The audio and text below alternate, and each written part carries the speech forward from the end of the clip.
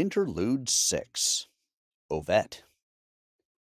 Ovette stared up at the chain, her breath coming in burning rasps. What she had to do next was going to hurt. A lot. And she wasn't even sure it was going to work. She willed the gift to her and reached out toward the chain, baiting the dread.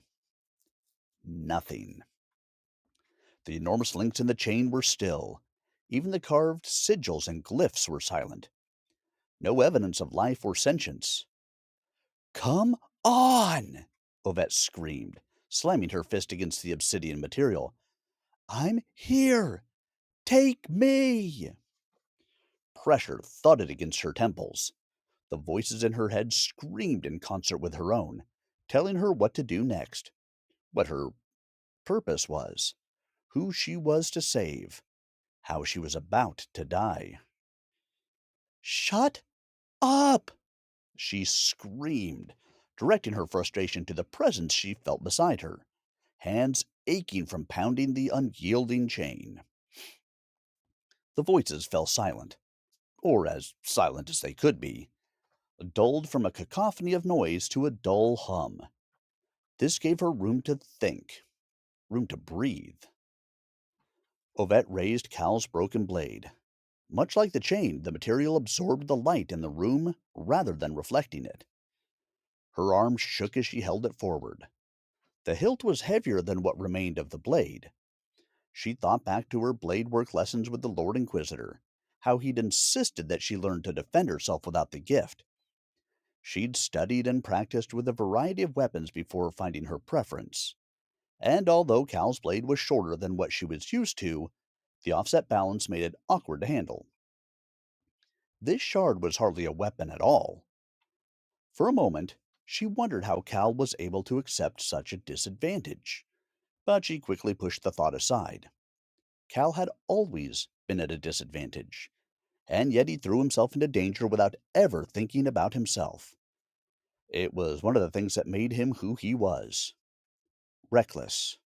Brave.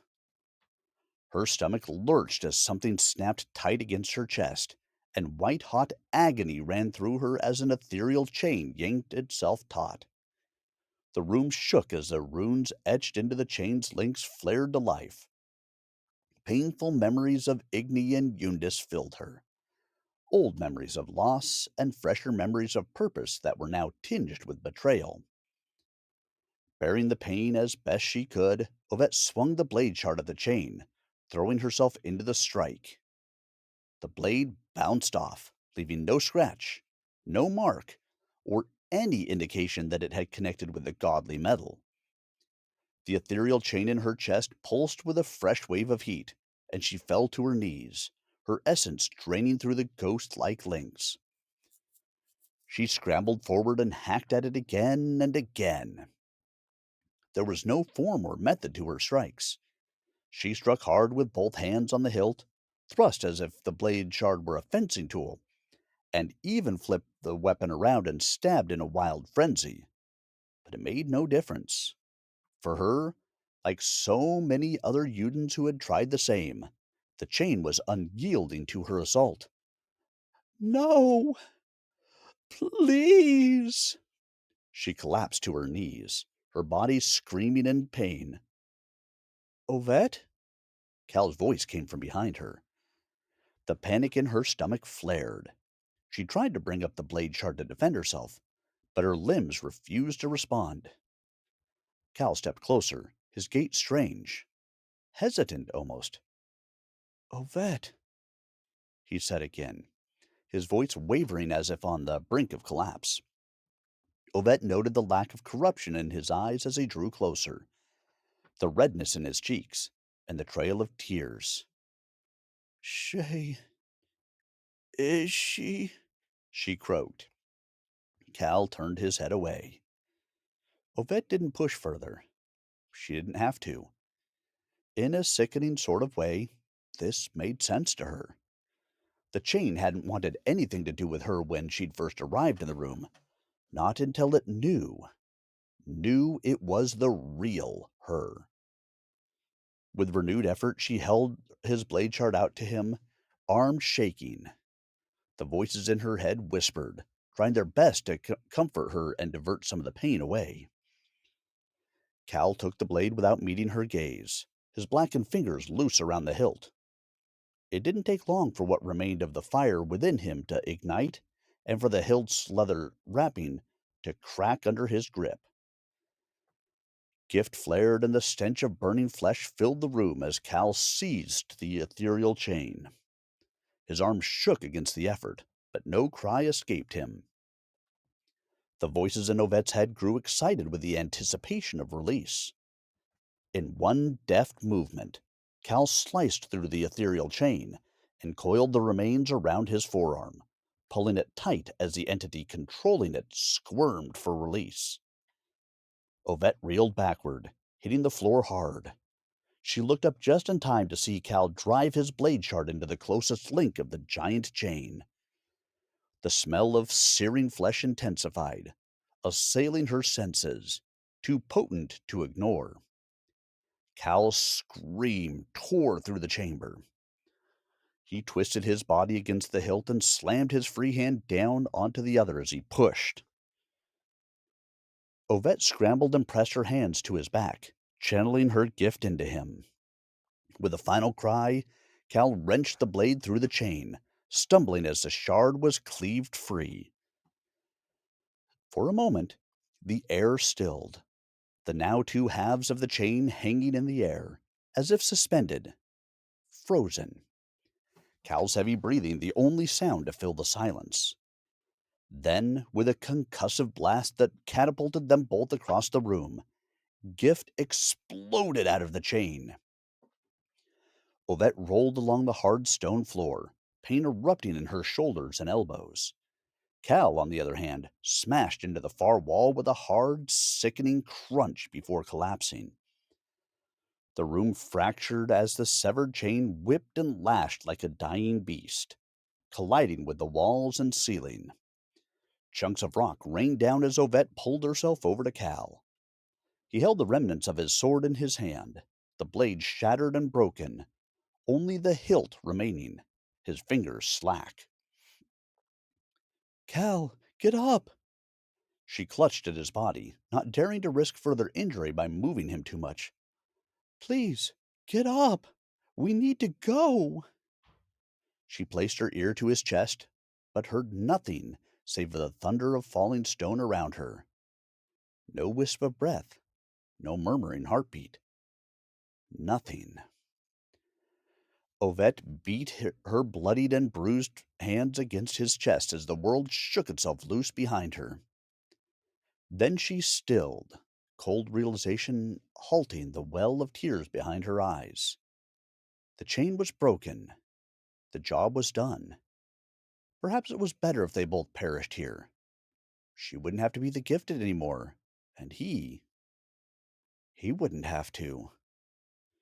The voices in her head shrieked with intensity, and she clawed at her temples in a futile effort to lessen the pain. "You need to leave," a young voice said from beside her. The pain in her skull abated. Ovette opened her eyes to a blur of dust and stone. And there, amidst the rubble of it, as if unperturbed by the chaos around him, stood Roskell, looking the same as the last time she'd seen him alive. Ash and sweat streaked across his face, his dirty clothing frayed at the edges by fire and overuse, a large red stain darkening his tunic. "No, not now. Please leave me alone," she sobbed, burying her head into Cal's chest.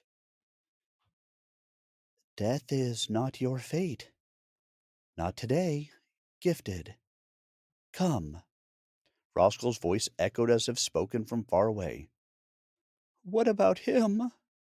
she asked. In the time it took for her to lift her head again, Roskell had moved from her side to the chain room's entranceway. "Come, we will lead you." Ovette sniffed, smeared the tears away from her cheek, and then hauled Cal to his feet. He was heavier than she would have expected, his weight straining her already screaming knees. "Come," Roskell repeated, staring back at her with pupilless eyes that conveyed no sense of emotion, care, or the boy that had once been. Ovette huffed against the strands of hair that obscured her vision. The corridors shook less than the chain room, the tremors milder than the room's death throes, or whatever counted as death throes for a god possessed structure.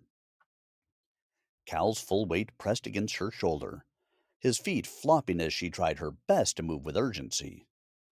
More than once, the shaking of the citadel threatened to topple them both, but she pushed against the lingering ache in her body. She would get him out, both of them, even if it meant she had to follow the dreamer.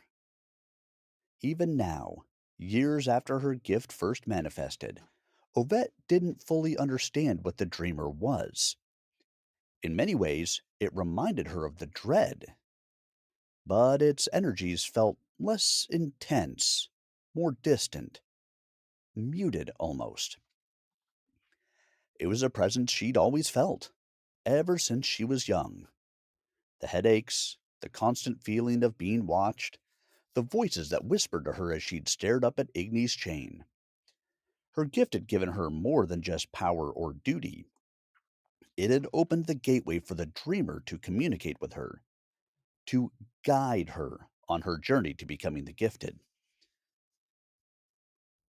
Keep up, lass, called another familiar tone, this one older and matronly. Oved had never gotten used to seeing the faces of those she'd lost. It was the dreamer's way of making divine counsel easier. These borrowed faces were meant to act as a buffer, a familiar presence that cushioned bad news, for that's all the dreamer had ever offered her. You don't want to be buried in this place. It's not your time to be given up. You've got plenty left to do. The muscles in her neck protested as Ovette lifted her head. The dreamer had shed Roscoe's form and was now wearing the likeness of Lady Havisham. Ovette gave in to the ache in her neck and adjusted Cal's arm over her shoulder, taking a fresh hold of his leather jerkin. By the time she looked again, the form of Lady Havisham had vanished. On wobbly knees, Ovette dragged Cal into an antechamber. It was a large room, with a ceiling that stretched higher than necessary, and a set of distant doors. Another tremor caused a crack to rend its way from floor to ceiling, causing boulder-sized sections of the ceiling to rain down. Ovette threw her weight into Cal, knocking them both out of the path of danger just in time. She coughed against the dust clogging her throat, adrenaline warring with approaching nausea. Beside her, Cal lay motionless with one arm slumped over himself. Blood pooled beneath a gash across his forehead. Several smaller pieces of debris lay scattered around him. Ovette felt the will to move, the will to continue on and persevere, like she always had. But her body was spent. Her ruined clothes clung to a patch of sticky, dark crimson. Her nausea intensified with the shaking of the citadel, and her vision passed in and out of a blur. Are you giving up? The sound of another familiar voice, one she hadn't heard the dreamer use before, caught her attention. She shifted her head and blinked through the blur, forcing her eyes to focus on a pair of well-tailored leather boots that had appeared before her. Shock cut through the nausea as fresh tears began to roll down her cheeks. Jord, no, she whispered, finding the strength to bring herself to her knees and throw her arms around him. His form was cold to the touch and altogether unsolid. Empty, like a shell. I'm so sorry. I'm so sorry I didn't see this coming. Why are you sorry? He is with us now. It was his time. George's cold hands pushed her back and held her at a distance, his voice echoing from some hollow chamber within his chest. But it is not your time. You still have much to do, Gyfted. Stop calling me that, Ovette blurted out, the words spurred on by desperate primal frustration. I never wanted to be that. The form of George stood silent as the room continued to tremble. Finally, George's hollow voice echoed through his shell once more. Are you giving up? Ovette breathed hard, tore her gaze away from George, and looked at Cal. Help him! I. No, help him! He is beyond our reach. If we aid him, it will know. I don't care. Ovette glared at George's form and felt the resistance in the dreamer's gift as she drew it into herself. Let the dread come. Silence again. The resistance in the gift held for a heartbeat longer before the flow eased into her once more. As you wish. Power flooded her veins. She took a long, deep breath, gasping as though she were a drowning woman breaching the surface of icy waters. She stumbled over to Cal, dropped to her knees, and poured all that she had into him. The dread's corruption writhed and pushed against his skin, his features contorted with pain. A small rivulet of blood trickled out from his clenched teeth. Hauling him to his feet once more, Ovette trudged a path around and between the fallen pieces of debris and made her way toward the doors on the other side of the room. Do you even realize what you've done? The Lord Inquisitor's bellow cut through the din of the room. Any idea of what you have unleashed? He stood across the room from her, his hands gripping the doorway tight. The contours of his armor were splattered with blood and dust. His normally pristine white hair was frazzled with panic, and his eyes were wide with terror. The dread will not stop until it has consumed everything Eudos has to offer.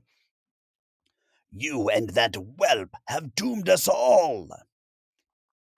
Ovette opened her mouth to respond, but a timely groan from Cal gave her pause. She passed her gaze between him and the Lord Inquisitor before deciding to leave her former mentor with his god.